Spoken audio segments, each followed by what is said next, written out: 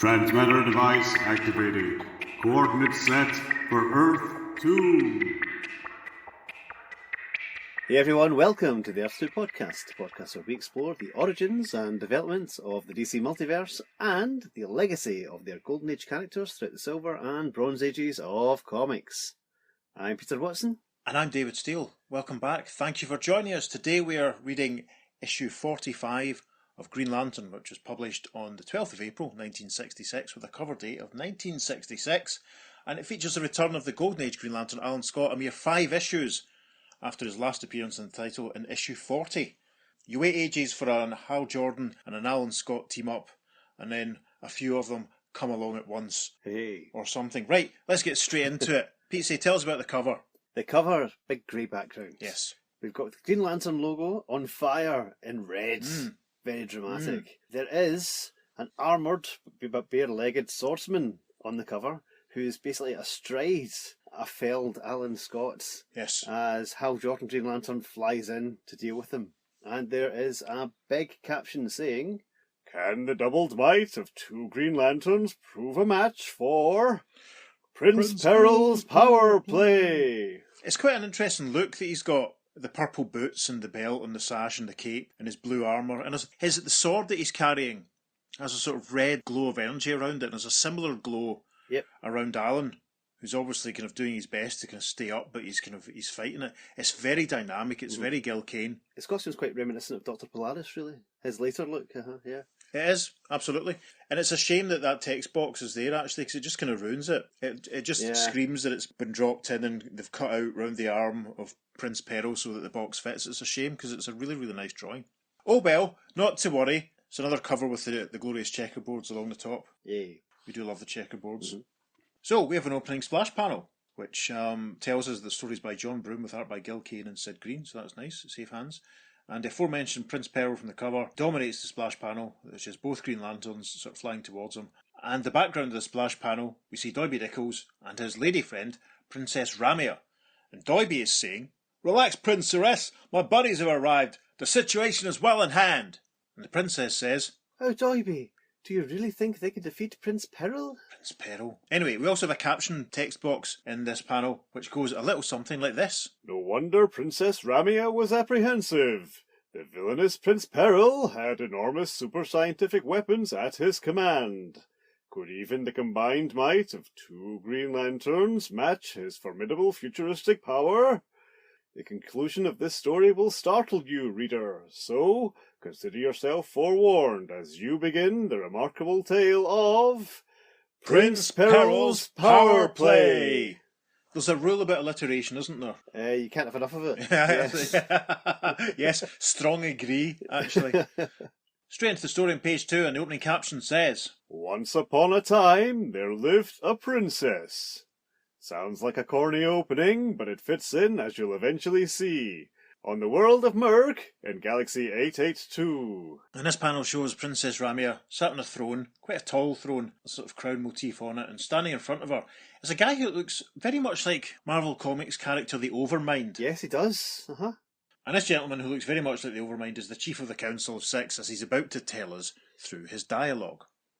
"And Your Highness, as Chief of the Council of Six, I must inform you that a time for choosing a husband has arrived.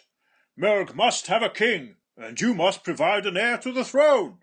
Since you have not made your choice, the law states you must accept a suitor chosen by the council, and we have selected Prince Peril to be your husband." The princess replies, "Prince Peril?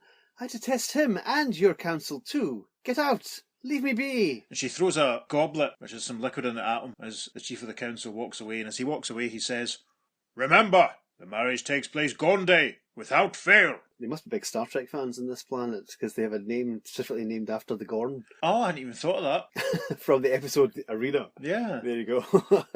It's good that he didn't just say Monday or Tuesday. True. You know.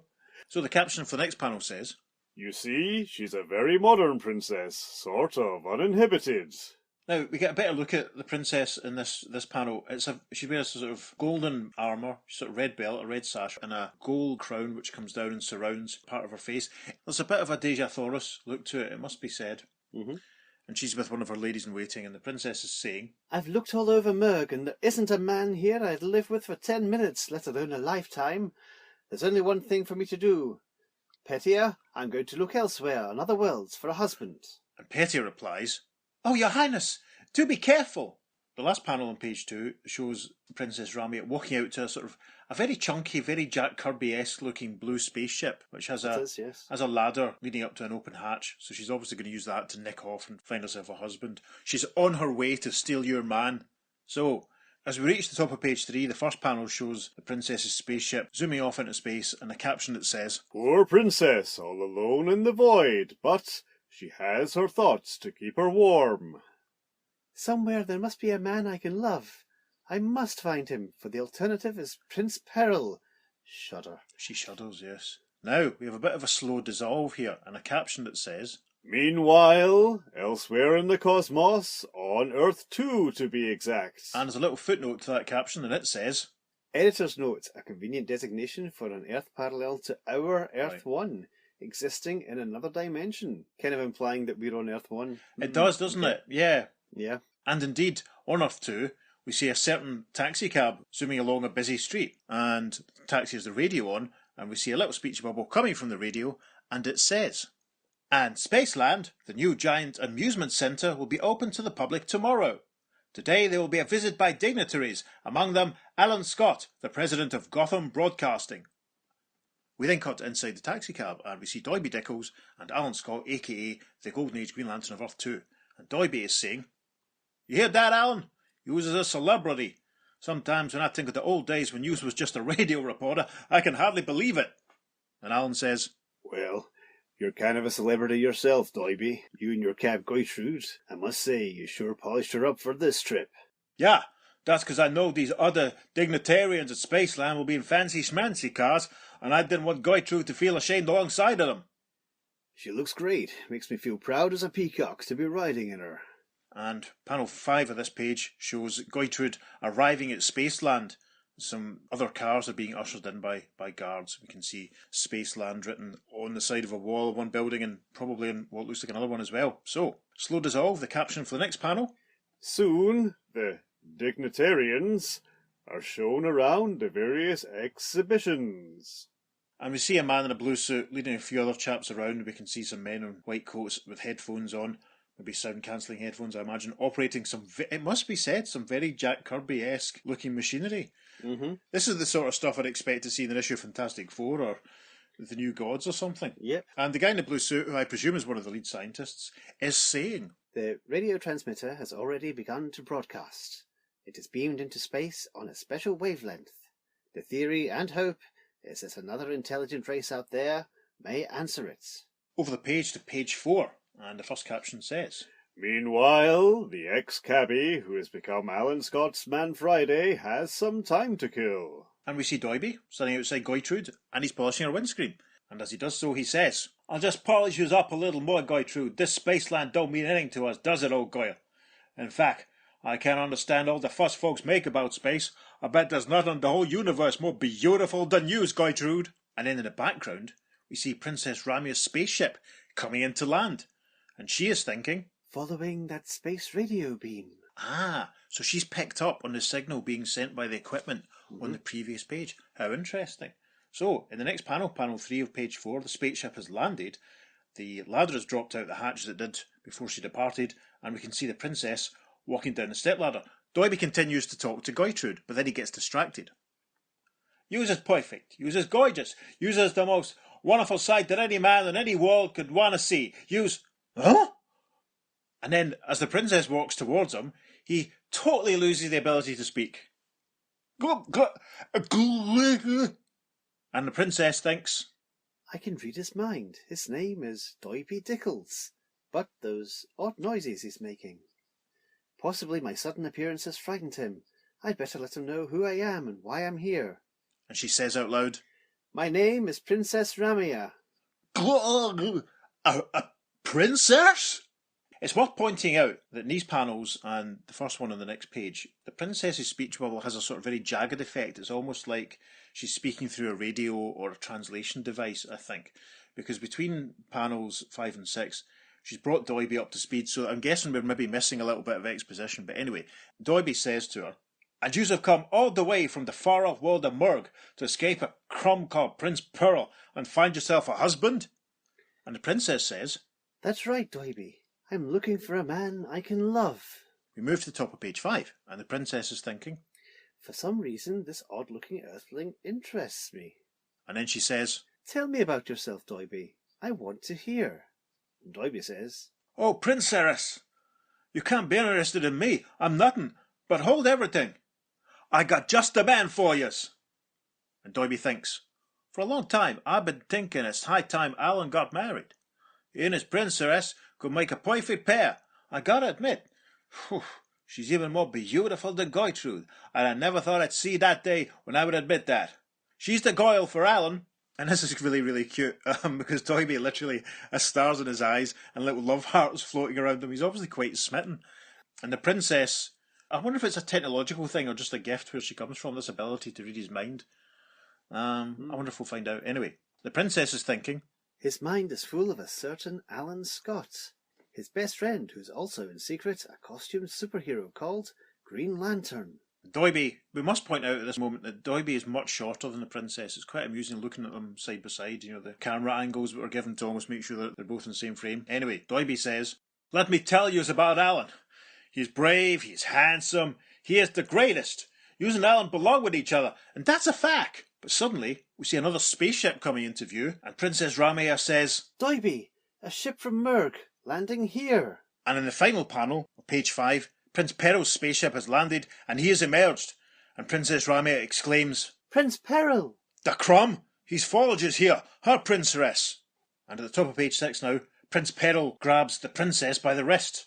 And again, his voice also, his speech bubble also has the sort of jaggedy edge to it at first. And he says, "Your Highness, I've come to take you home. Everything on Murg has been made ready for our approaching marriage." and the princess screams. "Never!" And in the next panel, Doiby dashes forward, saying, "You hide the lady, Crumb. Get your hooks off her before I begin to get mad at yous." And the princess thinks, How strange to see this gentle little man get so angry. It gives me a tingling feeling. and the next panel, this is some great comedy business here. Doiby continues to rush up towards Prince Peril, and we should say at this point, Doiby's essentially half the size of the prince. Yes. It is quite amusing. There are some later panels when he looks even smaller. Doiby rushes up and he's saying, "I'll disrobobulate yous with my bare hands." And Prince Peril replies, "This creature is most amusing, but I didn't come here to be amused." and he lifts Doiby off the ground. And then the princess rushes forward and makes a grab at Prince Peril's arm, and she says, "Peril, if you harm him..." and she thinks, "Oh, if only I could bring Doiby's superhero friend here, but perhaps I can. I'll send out a general thought beam, keyed so that only the person named Alan Scott will receive it. Doiby has no chance against that brute." we get a very dynamic close-up of the princess, and there's a pink and white halo of energy around her as she sends off that thought beam. And indeed, the caption of the next panel says, In one of the exhibits nearby. and we get a very Gil Kane panel of Alan Scott. I mean, look at his face, good grief. And Alan turns round because he hears a thought beam, basically, and the thought beam says, Alan Scott, you must come at once. Doiby Dickles is in danger." Alan says, "Eh? we continue to the next panel at the top of page 7. The thought beam continues. I am Princess Ramia. Now that I have reached you, I'll explain everything by telepathy. But hurry." There's a nice panel of Alan making his excuses to the other dignitarians, and he says, Excuse me, gentlemen. I just remembered an urgent appointment." and the caption for the next panel says, Outside, a flashing form makes the scene. this is great. We see Alan casting off his street clothes. He's now in his Green Lantern uniform. The thought beam continues, "And follow my thought beam. It will lead you to us." and Alan says, "I'm on my way, Princess." terrific, right. Then the next panel, the caption says, At a nearby parking area, instants later. there's quite a lot going on here. We see that Prince Peril is still holding Doiby off the ground, and Doiby looks tiny compared to him in this panel. Princess Ramia is looking up because she can see that Alan is flying in. The princess thinks, "So, this is Green Lantern." And Doiby says, "Lantern, thank goodness yous have arrived, but never mind me. Save the Goyle!" The caption for the next panel, As the mighty mystic ring flashes out. and a little burst of energy comes from Alan's ring, on his left hand obviously, and it grabs Doiby, pulls him away from Prince Peril, and Alan says, You first, Doiby. I can see you're in trouble. and then Prince Peril is thinking, The power of that green beam yanking this earthling from my grasp. and then he raises his sword, which is the glow of energy around it that we saw on the cover, and he shouts at Green Lantern, Aha! Perhaps on this primitive planet I have met a foeman worthy of my sword. Let us join battle, Earthman. Have at you. and Green Lantern says, Come ahead, Pearl. in the final panel of page 7, we see the little burst of energy coming from Prince Peril's sword coming into the panel, and Alan zapping it with his power ring. And Alan thinks, Incredible force starting from that sizzling sword of his. I barely managed to parry it with my ring. gosh. Now, a little caption at the bottom says, continued on third page following. So over the page, it's one of those nice little... Public service announcement. That's the one. A human interest public service announcement, all about your free trip around the world. It's all about going to the library and reading books. There's a nice advert for a Superman 80-page giant. And over the page, again, to page 8, and the caption for the first panel says, As the duel of superweapons reaches a white heat of speed and fury. this is the most Gil Kane panel I think we've had from him yet, isn't it? Yes, absolutely. Really reminds me of some of the Spider-Man stuff that he did in a couple of years' time when Harry Osborn was tripping off his nut, Yes. as we say in Scotland. What we have is, it's almost like a montage. There's a couple of giant headshots of Prince Peril and Alan Scott, Green Lantern, and a couple of almost overlaid shots of Prince Peril trying to zap Alan with his sword and Alan parrying with his power ring. It's really nice. We will probably put it on the socials. And as all this fighting is going on, Green Lantern is thinking, His speed is amazing for one his size. And he keeps throwing those sword bolts at me so fast. I have all I can do to defend myself, let alone go on the offensive against him. the caption for the next panel, Then, as the Emerald Gladiator brings every ounce of his willpower to bear, and this is quite another very dynamic Gil Kane panel. We're at a sort of low angle behind Prince Peril as he's firing a beam of energy from his sword, and Alan is much smaller in the top sort of right hand corner, firing back with his power ring. There's a massive krog sound effect, a huge burst of energy release. And Doiby on the ground says, Something's gotta give now. Hit him, Lantern. The next panel, we see the results of that massive krog sound effect, because Green Lantern has succeeded in knocking the sword out of Prince Peril's hand. And Alan is thinking, I've disarmed him, but that discharge from his sword reached me. It's paralysed my wrists, my fingers. I can't use my ring. yeah, there's still a little burst of energy around the sword, which is radiating back towards Alan, and his ring hand is glowing. Now we have another little editor's note, and it says, Apparently, the paralysis has also reached a portion of GL's brain, for otherwise he would be able to activate his ring by mental control alone. interesting. This next panel shows Alan gracefully landing on the ground. Peter suggested cat-like, if you will. Yes, very, very cat-like, I would say. And Green Lantern is thinking, This is going to be hand-to-hand now. and he says, Doiby, get the princess away from here. And Doiby says, Right, Lantern. And then Prince Peril's rushing towards Green Lantern. The next panel, we see them about to square off, and the princess says, But Doiby, how can we leave your friend now? Don't worry about Lantern. He can take care of himself. You gotta do what he said. Yous aren't safe here. Then the first caption at the top of page 9 says, then a titanic struggle ensues. Then with a massive pow, Prince Peril knocks Alan flying with a crash.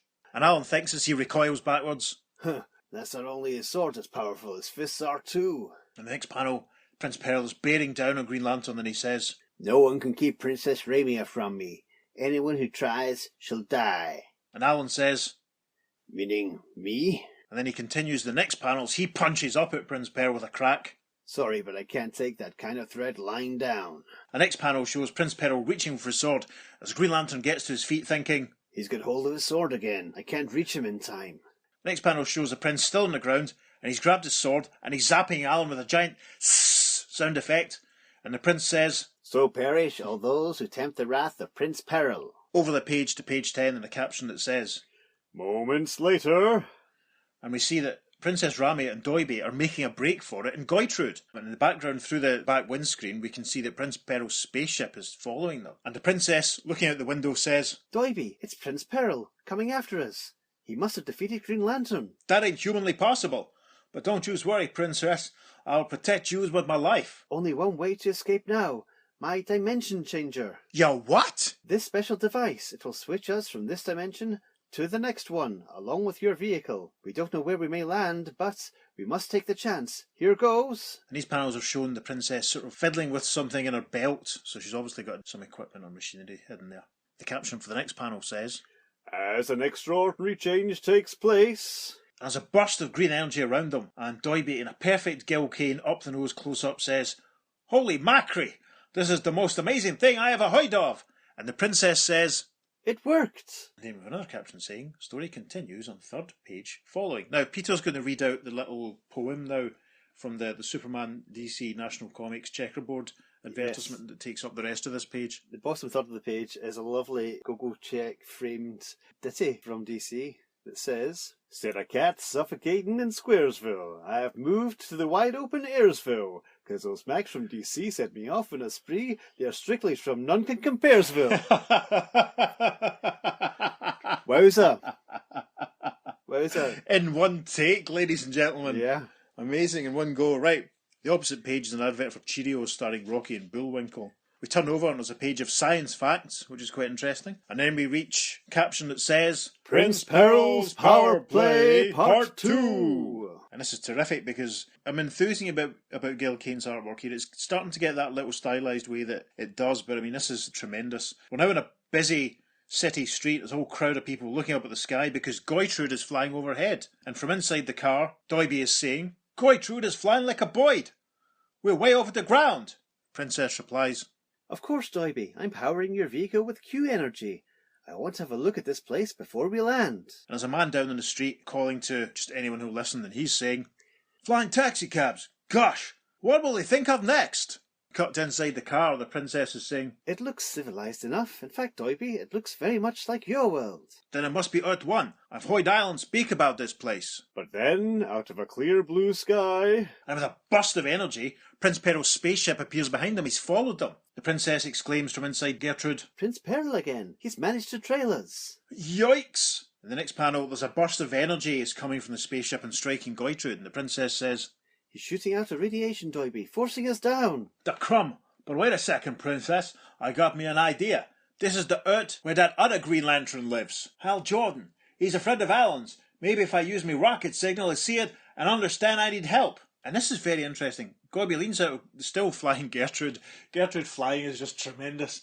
He has a sort of gun and he's firing, it looks like a green energy beam, but there's a cloud of dust and smoke around it as well. We can still see in the background Gertrude is being zapped by the beam from Prince Peril. And then the caption for the next panel says, nearby, an ace test pilot is manoeuvring a jet plane. Yep, halfway through the story, and the guy whose comic it is finally turning up. Yay. It's our Hal Jordan, and he's in the cockpit of his fighter, and he sees a burst of energy, obviously coming from Doiby's signal gun, and it's solidifying into the familiar Green Lantern logo. We should probably point out in the cover at this point then that Hal and Alan both have the same Green Lantern symbol, essentially. Yes. Alan's isn't really drawn in a sort of stylised old-fashioned lamp like we're sort of used to in other stories. So I was kind of wondering why Doiby would project the same symbol, but not to worry. Anyway, inside the plane, Hal is thinking, Great Guardians, that's Doiby Dickles' distress signal. Alan Scott told me all about it.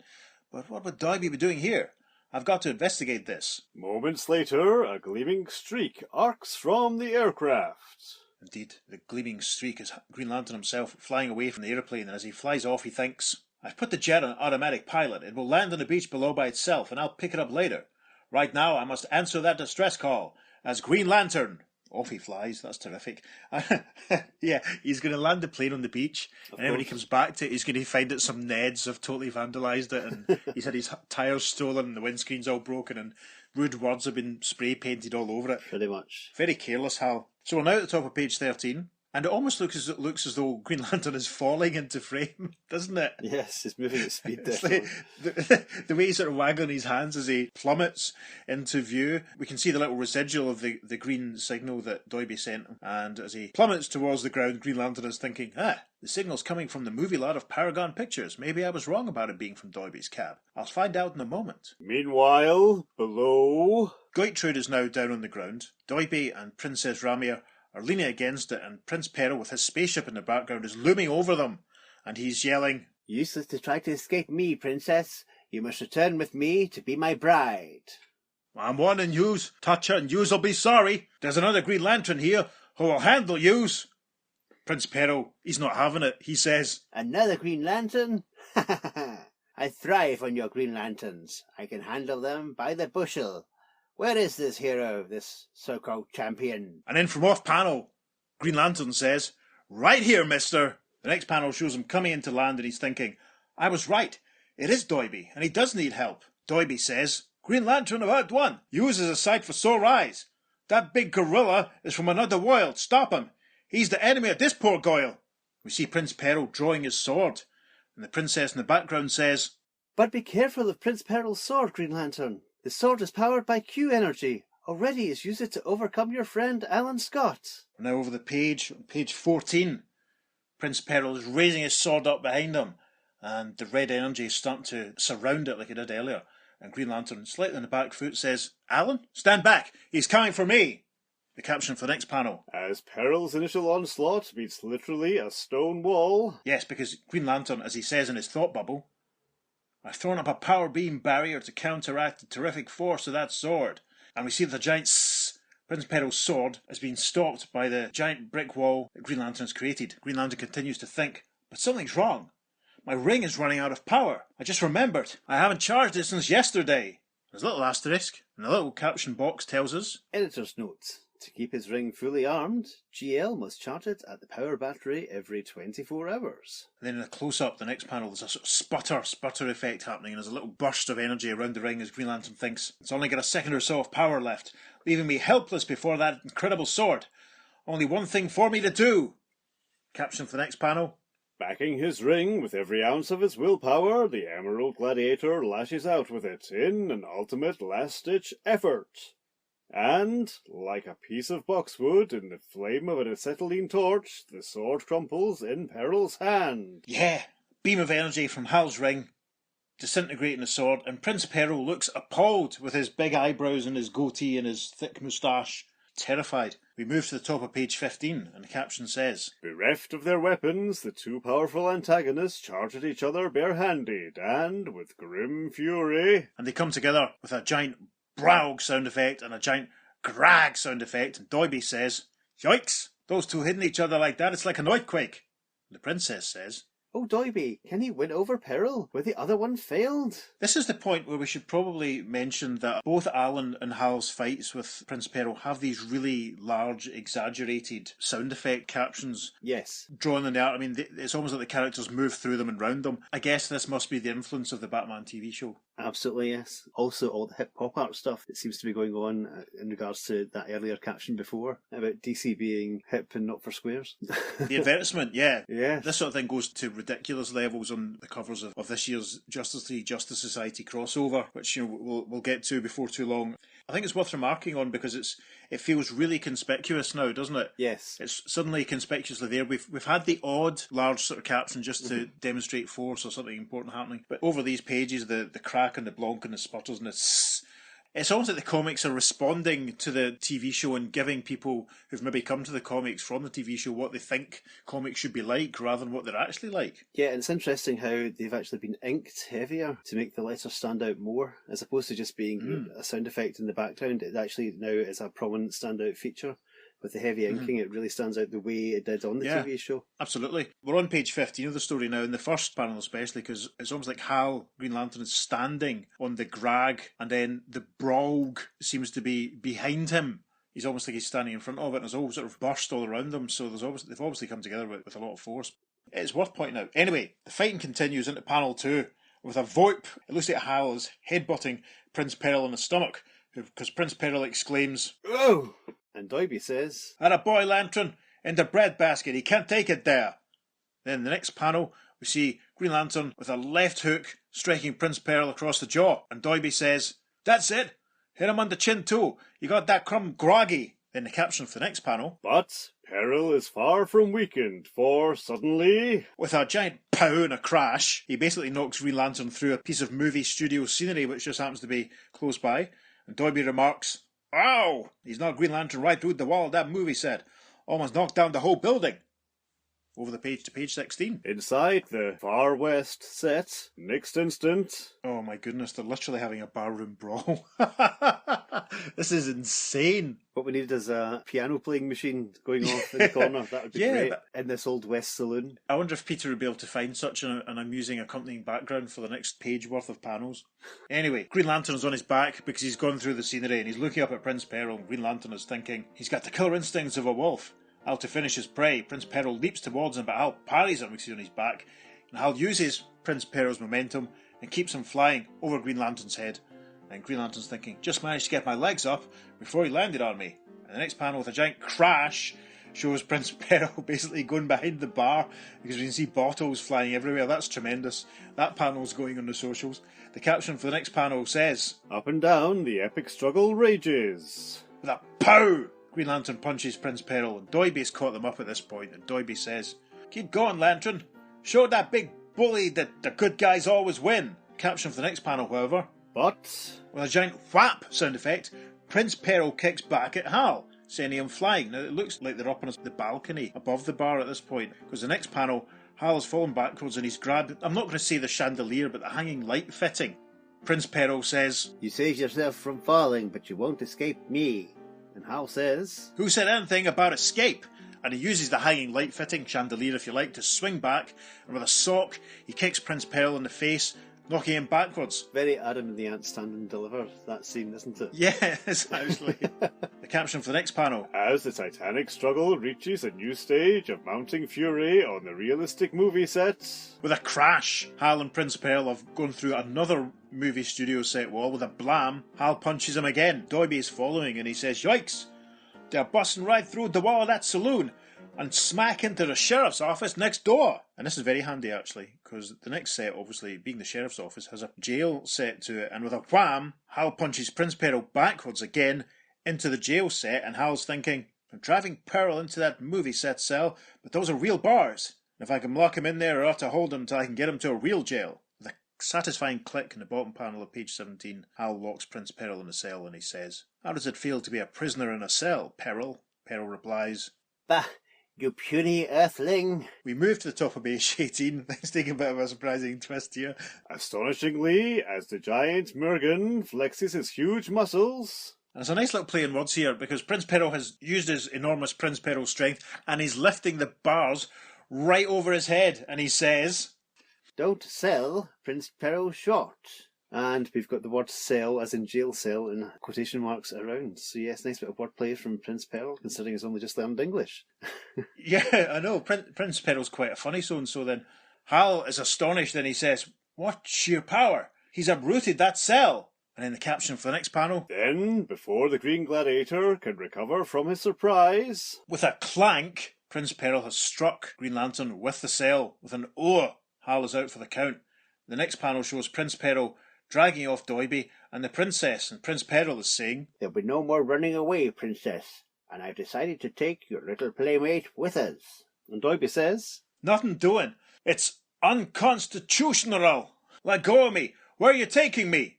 Prince Peril says. You'll see. Ha ha ha, you'll see. The panel closes out with the caption saying, story continues on 4th page following. So this page is rounded out with a nice little tiny advert for Batman and Detective Comics. We have the letters page. Over the page there's a Palisades amusement park. New Jersey advertisement with a full page advertisement for Swing with Scooter. And then over the page to page 19 of the story and a caption that says, Prince Peril's Power Play Part 3. So, part 3 of the story begins with a lengthy caption box which says, Where has Prince Peril taken Doiby? You guessed it, back to the planet Merg. But did you guess that the evil Mergan's diabolic purpose was to make Doiby his court jester? His buffoon and source of not-so-innocent merriment? Let us look in on the hapless Doiby as he's about to be put through his paces. There's quite a lot going on in this panel. The fixtures and fittings have a very Kirby-esque sort of look to them. We see Princess Ramia on a throne. There's a few other dodgy-looking individuals standing around. And Doiby being lifted off the ground by Prince Peril. Doiby's wearing, it's essentially a jester's uniform. He has a hat with a sort of pom-pom on the top. He's wearing a ruffled collar, striped tights. His left leg is sort of black and white striped.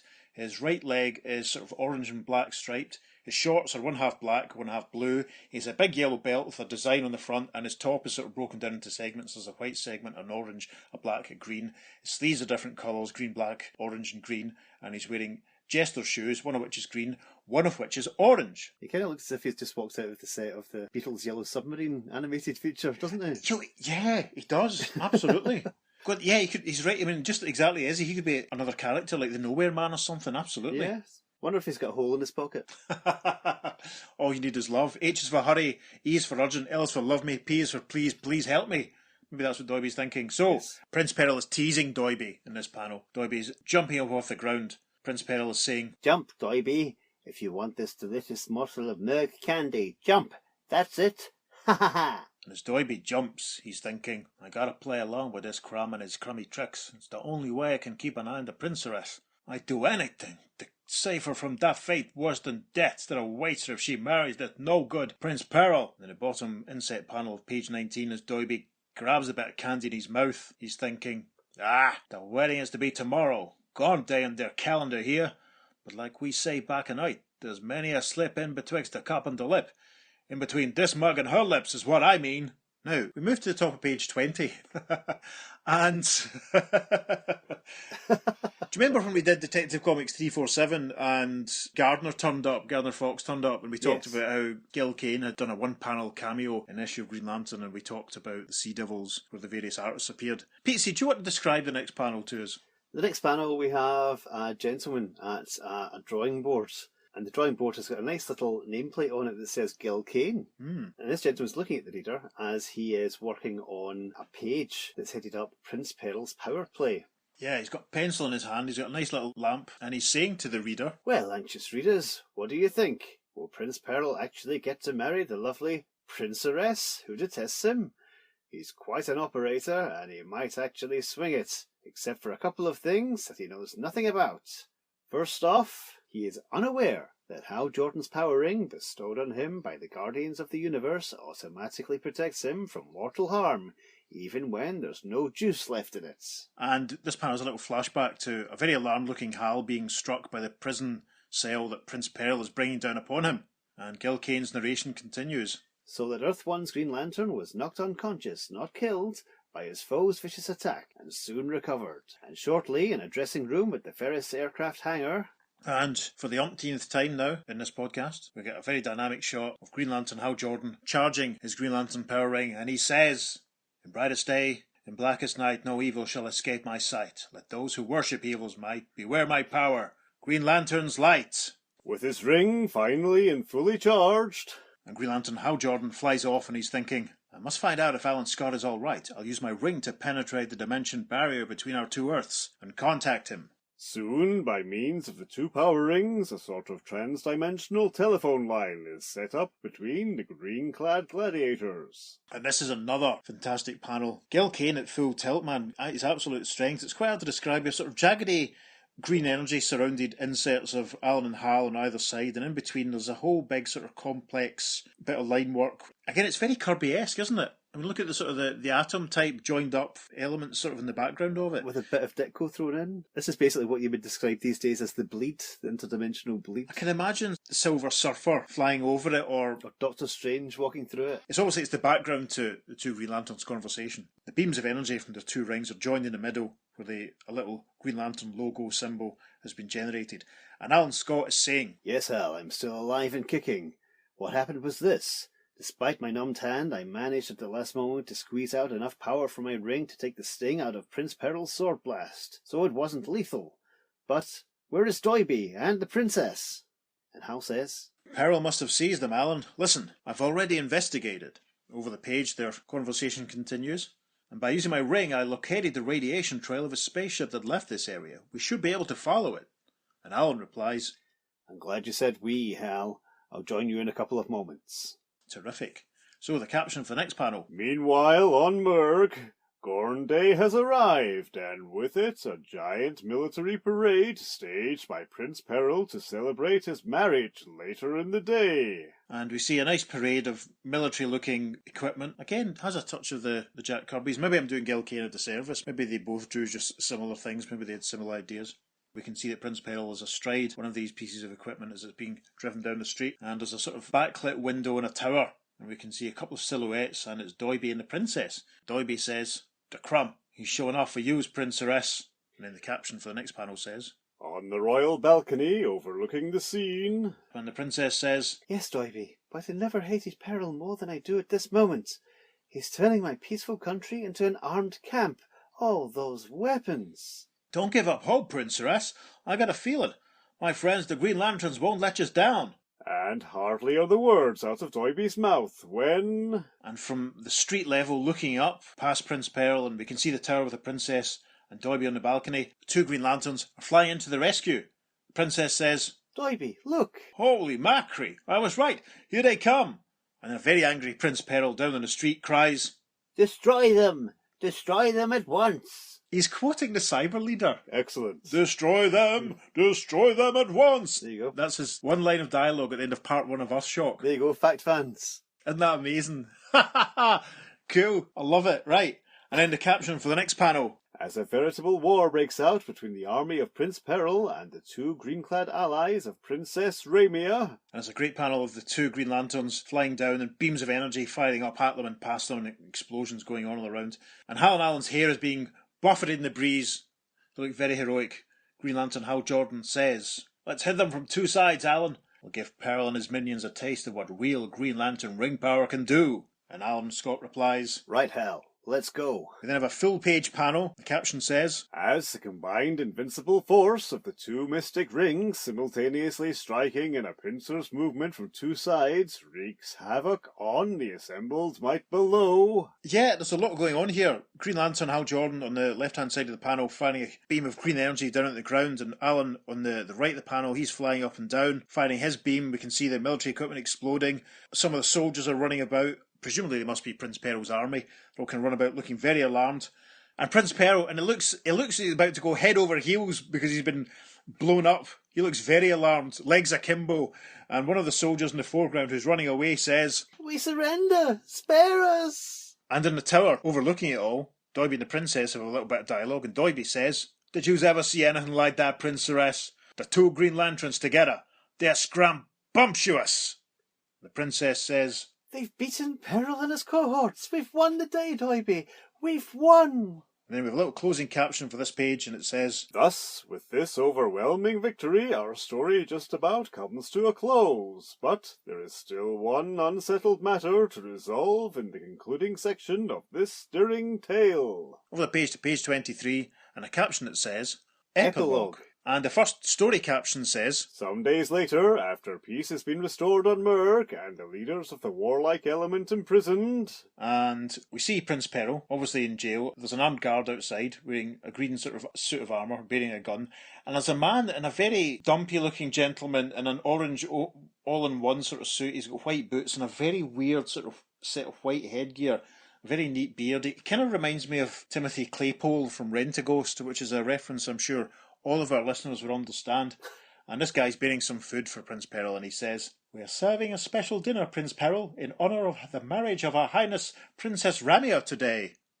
And Prince Peril says, Put it down and get out. We then cut back to the artist Gil Kane at his drawing table, and he says, So, the princess is getting married, but you're wondering whom did she choose? Well, before we go into that, let's take a look at a couple of gallant possibilities whom she did not choose. On Earth 1, for example. And we see Green Lantern Hal Jordan, in his civilian guise as test pilot Hal Jordan, working with his friend Tom, working on an aeroplane, and Hal says, Pass me that wrench, will you? And Tom replies, Sure thing, Hal. and Tom thinks, I've got a new story to put in the casebook of Green Lantern, The Adventure on Merg. and then the next caption for the next panel says, And on Earth 2. and there's obviously a lot going on. There's a little sign on the wall that says Alan Scott, President of the GBC, which is the Gotham Broadcasting Corporation, and it's obvious that everyone's waiting to have a meeting with Alan. We can see there's a few people in suits standing outside bearing briefcases and sheafs of paper and pens, and Alan's secretary is leaning in the door, and she's saying to Alan, Mr. Scott, we've had to postpone the conference with your department head several times. Can you take them now? And Alan replies from behind his desk, Yes, Miss Tyler, send them in. and he thinks. Back to normal life again. We then cut back to the artist Gil Kane, who's completely massacring the fourth wall, it must be said. And Gil's looking very relaxed, standing with one foot up on his little desk swivel chair, and he's saying, So, she didn't choose either of the Green Lanterns. Then who? Well, Brace yourself, reader, and remember that anywhere in the universe, a woman is the least predictable of creatures. In fact, the one she chose was none other than... And then we have a very striking close-up of Princess Ramia, and she is saying, Doiby, dear Doiby, by my special telepathic powers, I divined that his love for me was boundless, greater than any other man's could ever be, and that won me. We move to the final story page now, top of page 24, and a little caption says, So the princess is happy, but what about Mr. Dickles himself? Doiby's standing in front of a mirror here. He's still wearing the little jester's outfit that he was put in by Prince Peril, and it looks like he's now fixing a crown on over his jester's hat. The princess is obviously delighted. She's charmed by this. She's clasping her hands up to her face and she says, Doiby, darling, no longer shall I use my telepathic powers to probe your thoughts. Tell me, what are you thinking about? And Doiby says, Well, I was just thinking how glad I am that I traded in my Doiby hat for a crown. And also, I was thinking about my friend Alan Scott and how I miss him. Now I miss Gertrude. Gee whiz, I may never see either one of them again. But I'm not complaining, you understand, because after all, I now got you as the most beautiful princess in the whole universe. And what man could ask for more? Oh, Doiby, you have such a romantic way of saying things. And she leans in, presumably for a kiss, as a little love heart is bursting out all around them. And a closing caption says, And to bring our story to its traditional conclusion, they lived happily ever after. The end. There we are. Well then, that was a lot of fun, wasn't was it? very mid-60s. Go on, say what you think. No, actually, to be honest, it kind of felt like he took out an old Golden Age Green Lantern story and just chucked the Batman TV series at it, and this is what came out. It's not a complaint by any means, but it really is. It does feel very much like an older style Golden Age story with Cosmic Princess coming in and inappropriate suitor. And she's looking for it. It's very Golden Agey in that sense. That's what to be expected because it starts off obviously in the universe that Earth 2 is in. Yeah, which is very unusual. It takes a long time before we actually get to Earth 1. Yeah, and even longer for Hal Jordan to turn up. So, I mean, I suppose if it starts off enough to, it's bound to feel a bit golden agey. I was really struck by how little Hal really contributed to the proceedings. It kind of put me in mind of one of the Flash team-up stories that started off mainly with Jay Garrick and took a little while for Barry to show up.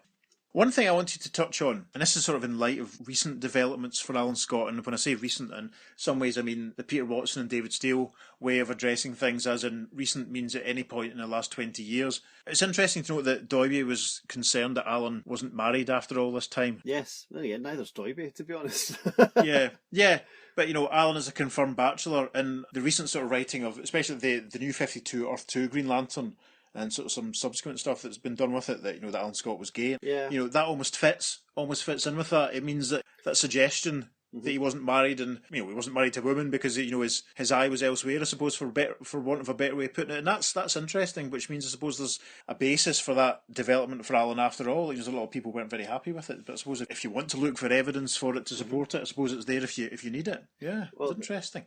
Okay, looking at the future history of Alan Scott and where this is all going, in pre-crisis continuity, if you have a look at Infinity Incorporated, he's got two children there, Jade and Obsidian. Yeah. Now, is Jade about 19? I think they're twins, aren't they? Yeah. Yes. Yeah. I think it said that Jade's about 19. She's certainly early 20s at the latest when she first appears. Going by the actual years, because the Golden Age characters are kind of like set in the years in which they appear, as opposed to the sliding time frame that we have mostly for other characters. Yeah. Going by the actual years in which they appear, she must have been born maybe about 5 years prior to this. 4 years prior to this, perhaps. When is it they first rock up? It's about 82, 80... Yeah, so, yeah, you're right. I mean, they probably had been born by this point for them to reach the age that they are when they're introduced in All-Star Squadron. Yeah. This is all way in the future, listeners. We'll get there eventually, stick don't with worry. us, we will get there. So yeah, that's always been the big bugbear with the changes made to Alan Scott in continuity.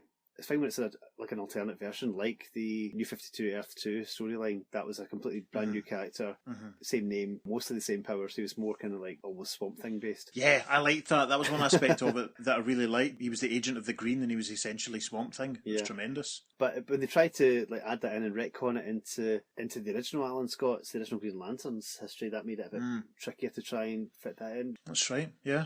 It's not impossible that it's true and it all happens and everything, but it was nothing that anyone really intended at the time when these stories were written. Oh, yeah. So yeah, it is interesting to look back with hindsight and see how it fits in. Yeah, absolutely. I mean, as you say, with hindsight, it's interesting to see that if you want to look for that ambiguity about him, then you could say that it was there. Yeah.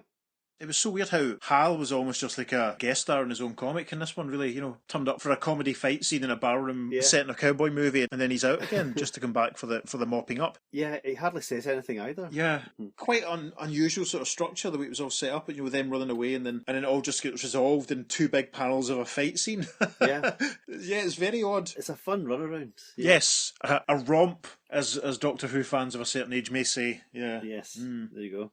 Yeah, the other thing I was kind of intrigued by was Prince Peril's status. Yes. Presumably him and Princess Ramia are not related, but there must be some other territories or something on Murg. On Murg, and maybe he marched his army in from his other territory to where she lives because he was, about to marry her, and there was some kind of political or military sort of ramifications and all that. It's quite interesting. I'm sure we see a bit more of Murg at some point, don't we? Yeah. I'm sure we do.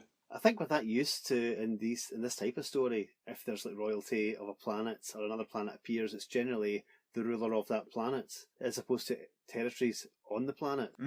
So it is quite different to experience that. But yes, it makes sense. I mean, it starts off with the princess being approached by a member of her council to say, about time you got a husband now.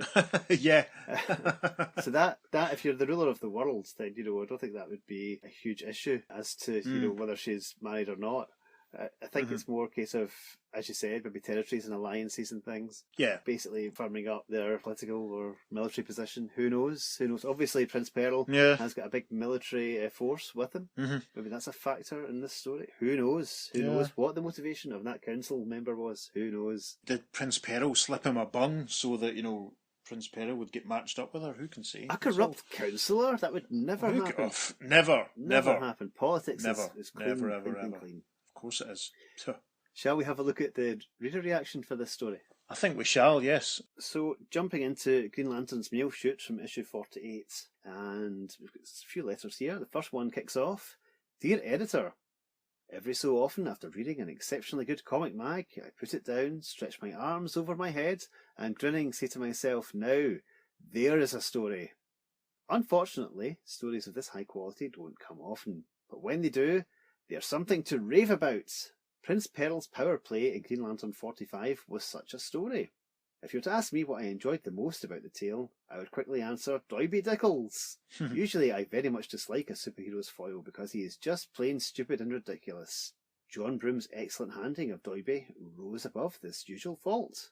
Instead of an absurd clod who couldn't even recognise the villain, Doiby was intelligent and fully aware of what was happening. He possessed the ability to fall in love and had a strong devotion for Gertrude and Green Lantern. In short, he was a simple, easygoing human. I can only hope that we will see more of him. I was also delighted by the way the Green Lanterns fought in an exciting blaze of glory. Take, for example, pages 21 and 22. In the darkest hour, the 2 Green Lanterns charge in and, in one glorious panel, wail the tar out of the soldiers. Wow! In case you haven't noticed by now, I feel John Broom did a tremendous job in scripting the story.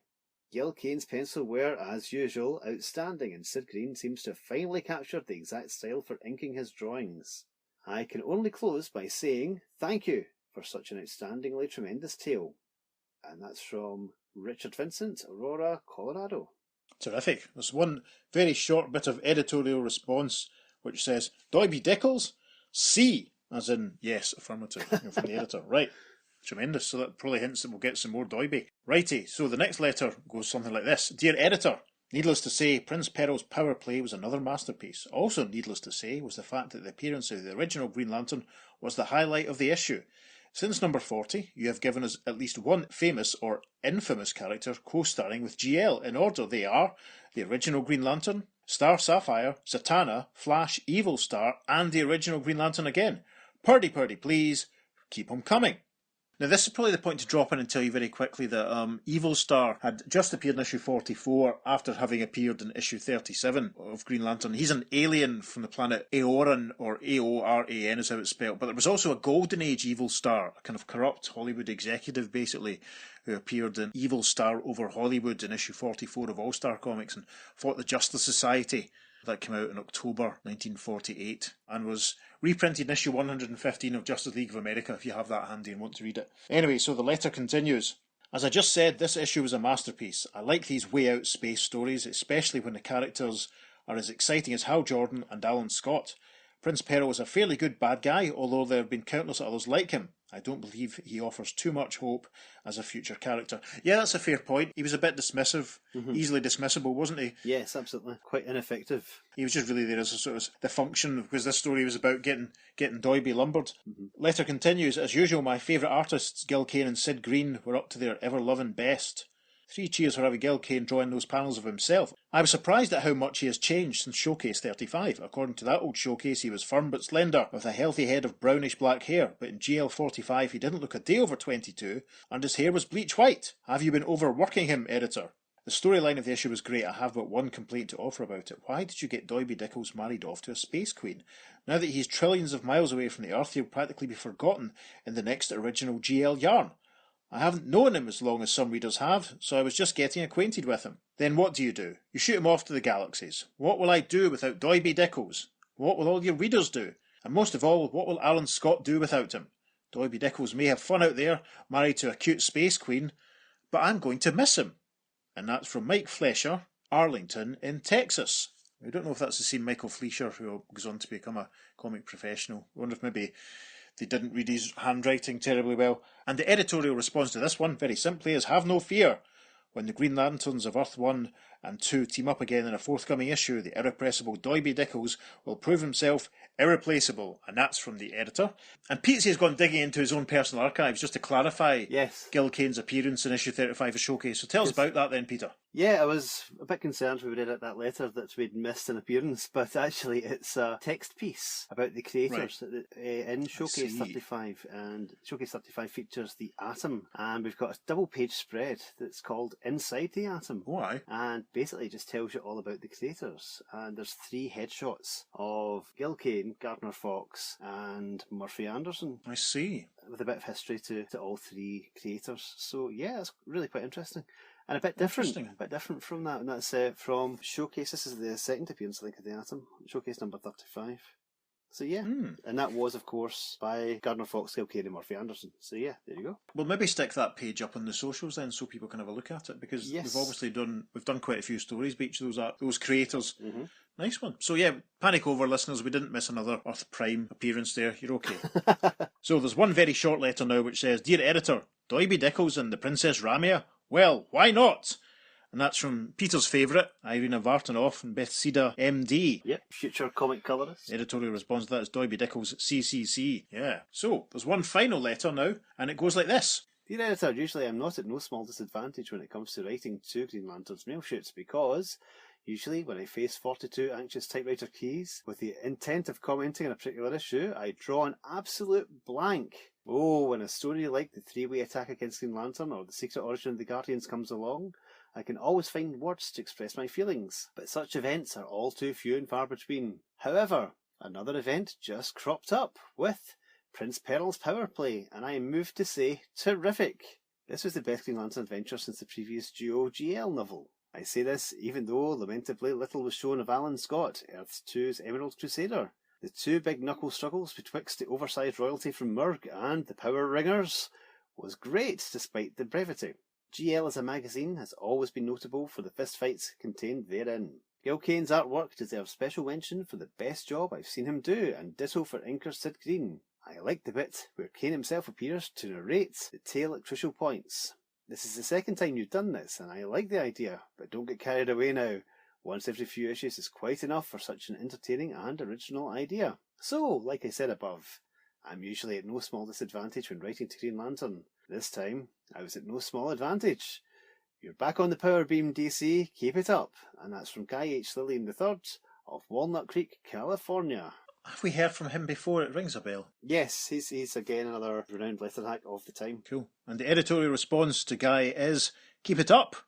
We're going to do much better than that in the very next issue when Green Lantern's life takes an astonishing turn that will set the stage for a series of dramatically different stories involving the Emerald Crusader. By all means, do not miss the spectacular robberies of TV's master villain.